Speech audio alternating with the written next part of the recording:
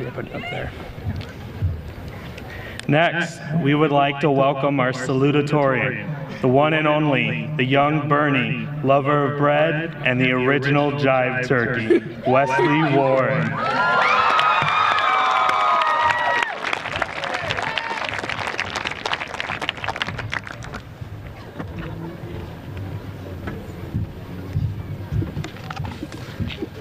Hello, fellow students, teachers, family, and friends.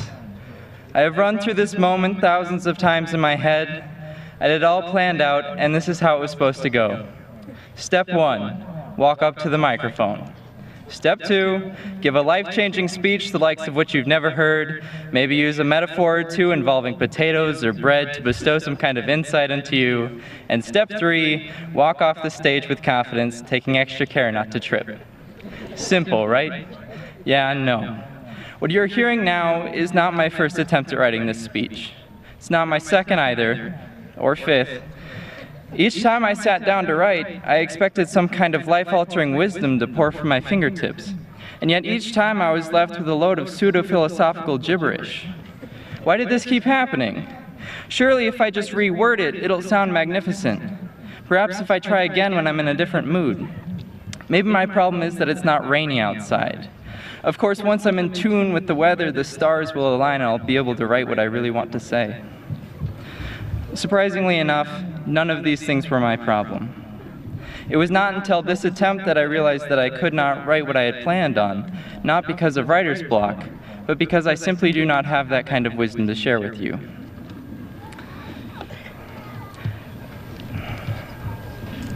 I'm sorry. I've been here on Earth for 18 years, and although they've been a wonderful 18 years, there is very little that I can tell you which you do not already know. I can tell you lots of fun little facts like the name of the outermost layer of brain tissue or the quadratic formula. I can even tell you how milk duds got their name, but I can't tell you anything that's going to revolutionize the way you see the world. Now maybe one day I'll be able to, but today isn't that day. Right now, I'm still so young, and in the scope of things, we all are, parents and teachers included. And in the future, each and every one of us will look back to this moment and think about how much we still had to learn. That statement is true no matter how old you are. For us, in 50 years, we'll look back on our 30-year-old selves thinking that same thing.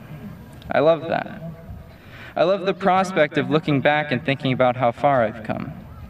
I love that it's not a once-in-a-lifetime experience. And yes, to clarify, I'm encouraging everyone to be a lifelong learner. And yeah, it's kind of cliched, but I want to emphasize how broadly that phrase can be interpreted. Because I feel like a lot of people write it off as only doing things like reading scientific journals and watching educational documentaries. Those things are great, but there's so much more to it. For example, there are little things that we do every day that we could learn to do better. All of us could learn how to listen to the people around us more actively. We could all go to our parents or grandparents and learn a funny story they have to tell. We could learn the name of the guy who lives 2 houses down whose dog barks incessantly whenever we get home. Knowledge, no matter what it is valuable. If there is one thing that I have found to be almost universally true, it's that nothing is as simple as it seems at first glance, so always be curious and investigate everything. In conclusion, when we leave here tonight, let's all try to appreciate the world around us a little bit more.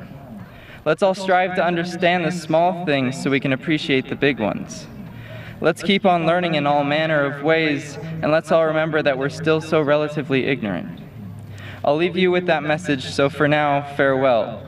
And who knows, maybe in 30 years I'll come back with a killer potato analogy that'll change all of your lives forever. Thank you and good night.